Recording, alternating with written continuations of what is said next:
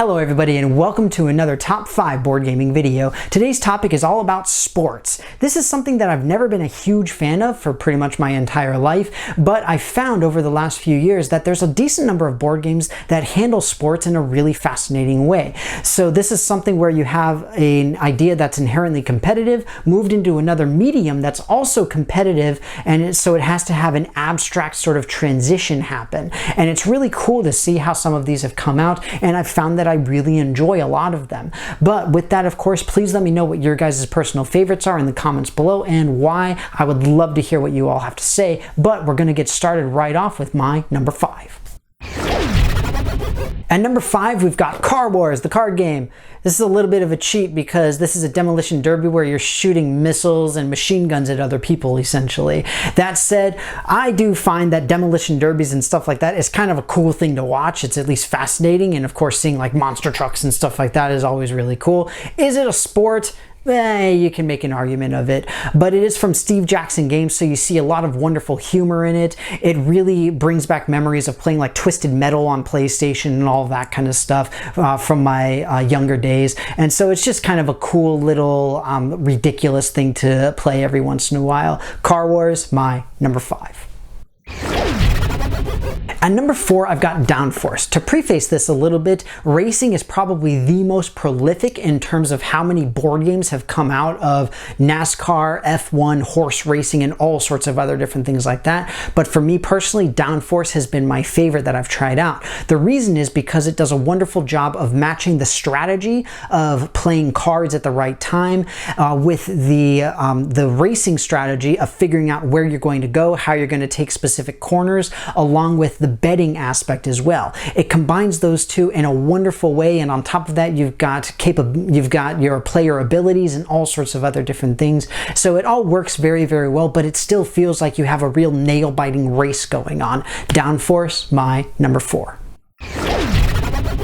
At number 3, I've got Bottom of the Ninth. Frankly, when I first played this, I was really, really skeptical, but I love how this takes sort of the tete-a-tete between the batter and the pitcher on the baseball teams and really puts it well into the board game, where the idea is that you have to be able to read the pitcher, you have to be able to read the batter, and you're trying to sort of outpace one another at the same time. This game does that in a wonderful way. On top of that, you have the baseball aspect of having the baseball card style player abilities that are given to you. You've got special abilities that you can use that make sense for baseball players, and just all sorts of little things like that, the little details that can make all the difference and combine again the idea of the sport and the board game in a really fun way. Bottom of the Ninth, my number 3.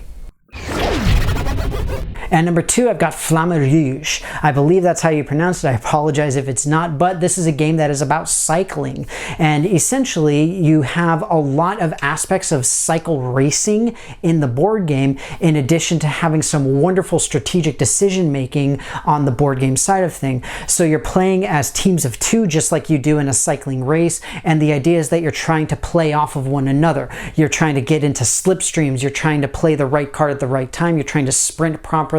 Make sure that you don't exhaust yourself, all of that kind of stuff. And so I personally like this a lot more than even Downforce, just because it's something that I can personally connect with a lot more, since I go out and I do cycling. I don't race or anything, but it's just a really fascinating thing to see, especially in the context of the physics of what's going on and making sure that you're tracking everything and everyone and all that kind of stuff. But Flamme Rouge is my number 2.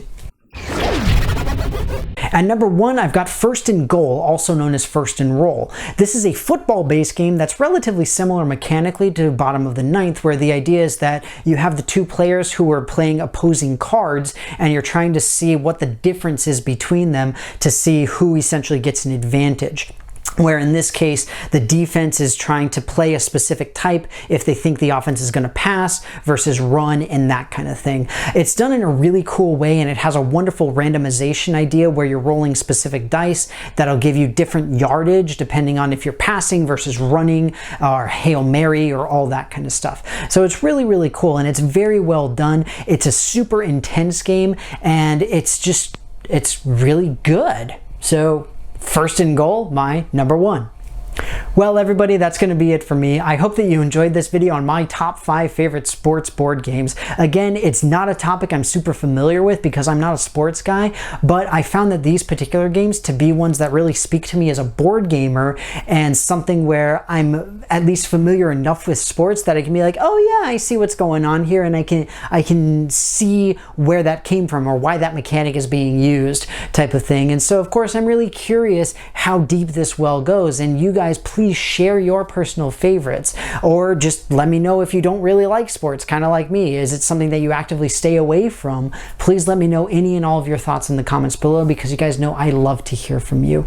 With that though, thank you very, very much for watching. I hope you enjoyed it, and I will see you next time.